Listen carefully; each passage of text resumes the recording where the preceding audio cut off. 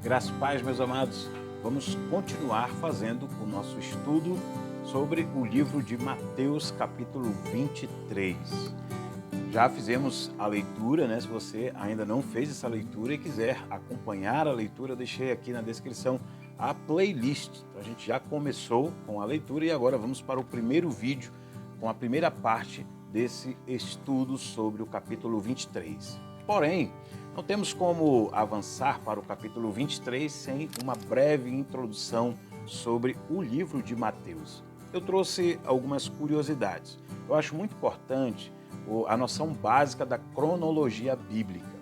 Para alguns, o primeiro evangelho, ou seja, a primeira documentação sobre o ministério de Jesus não teria sido feita por Mateus, e sim por Marcos. Mas isso não muda em nada a fidelidade do testemunho de cada autor, Mateus, Marcos, Lucas e João. Enfim, alguns acreditam que os evangelhos foram compostos entre o ano 60 e 105 depois de Cristo. É lógico que a gente está falando aqui dessas documentações após a vida, a morte, a ressurreição e a ascensão de Jesus. Então, é depois de Cristo. Para aqueles que acreditam que Marcos foi o primeiro livro a ser escrito, eles defendem que tenha sido registrado ali do ano 55 a 65 depois de Cristo. Eu estou utilizando as informações que estão na Bíblia de Estudos de aplicação pessoal. Também há aqueles estudiosos que defendem que Mateus teria sido escrito entre o ano 60 e 65 depois de Cristo. Lucas, ano 60, e João, 5 a 10 anos antes de ele ter a visão do Apocalipse. Então, provavelmente entre o ano 85 e 90 depois de Cristo. Mas quem foi Mateus? Mateus foi um publicano, um cobrador de impostos. O nome Mateus significa dádiva do Senhor.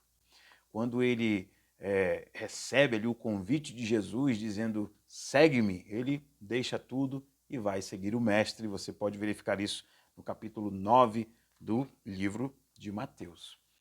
Marcos e Lucas chamam este discípulo de Jesus de Levi. Fique atento a isso nas suas leituras. Este evangelho, ele foi escrito em grego, porque devido ao avanço da cultura helênica, os judeus que receberam este evangelho, eles provavelmente falavam também grego. O propósito de Mateus era apresentar elementos que comprovassem que Jesus era o Filho de Deus, é o Filho de Deus e é o Messias aguardado pelo povo judeu. Tanto é que ele começa usando uma documentação muito importante na cultura judaica, que é a genealogia. Como é maravilhoso podermos refletir nesses detalhes das Escrituras.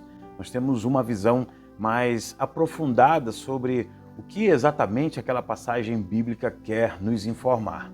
Foi por isso que eu elaborei o mini curso Panorama Bíblico para te ajudar a ter uma compreensão mais ampla da Palavra de Deus.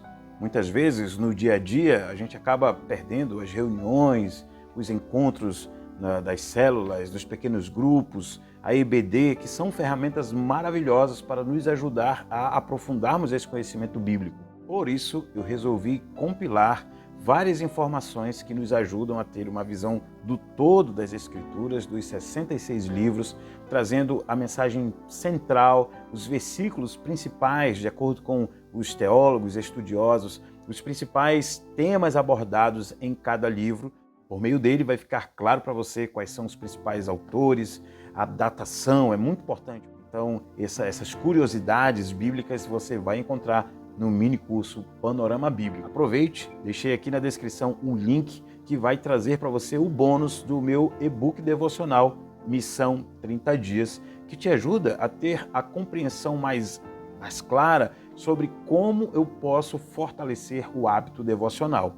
Essa é a base da nossa espiritualidade. Muitas pessoas têm caído em escândalos porque não conseguiram desenvolver uma devocional diária, meditando na palavra de Deus, vivendo em comunhão, orando, ou seja, as disciplinas espirituais, através, obviamente, da orientação do Espírito Santo, é que vai nos fortalecendo, vai nos direcionando até chegarmos no grande dia do Senhor.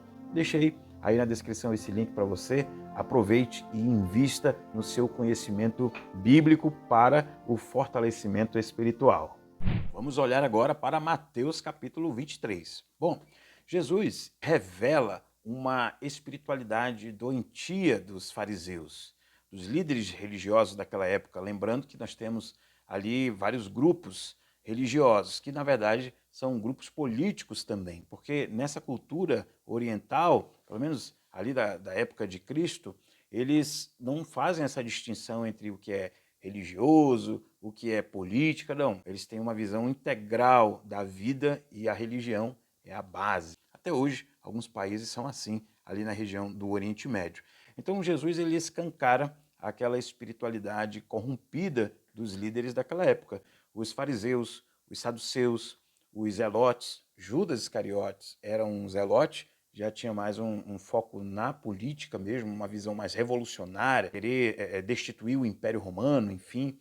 E também os herodianos, que eram os bajuladores de Herodes e defendiam o Império Romano. Lembre-se que na nossa plataforma a gente vai falar um pouco mais sobre o perfil de cada um desses líderes religiosos, porque é importante para a compreensão da narrativa bíblica. Em outra ocasião, Jesus, lá no capítulo 15, versículos de 8 a 9, ele citou Isaías 29, 13, dando uma dura nos fariseus. Olha só o que ele falou. Este povo me honra com os lábios, mas o seu coração está longe de mim. Em vão me adoram, ensinando doutrinas que são preceitos de homens. Ou seja, regras sobre regras, e amar a Deus, amar ao próximo que é bom. Eles não faziam isso. Um perfil dos fariseus agora. E para isso eu vou usar o livro de William Coleman, Manual dos Tempos e Costumes Bíblicos. Vou ler uma pequena porção, lá na plataforma eu vou falar um pouco mais sobre isso. E diz assim: os fariseus constituíam um partido ou associação com cerca de 6.000 membros, mas tinham muito poder que lhes advinha do fato de receberem o apoio do povo. Embora a maioria da população não pertencesse ao grupo, muitos simpatizavam com seus ideais. Ele continua: estavam sempre querendo aprimorar a lei de Deus. Imagina isso. Achavam que obedecer a Deus consistia principalmente em observar todos os detalhes dela e não em amar. A minha oração é que nós possamos viver uma espiritualidade saudável. E isso só é possível mediante a busca pela orientação do Espírito Santo de Deus. Espero que você medite sobre esse conteúdo. Por isso, acesse aqui na descrição o link da playlist e escute com atenção, leia a sua Bíblia, Mateus capítulo 23, e já se inscreve, deixa o seu like para que você possa receber as atualizações desse conteúdo. Que o Senhor te abençoe hoje e sempre, em nome de Jesus. Amém.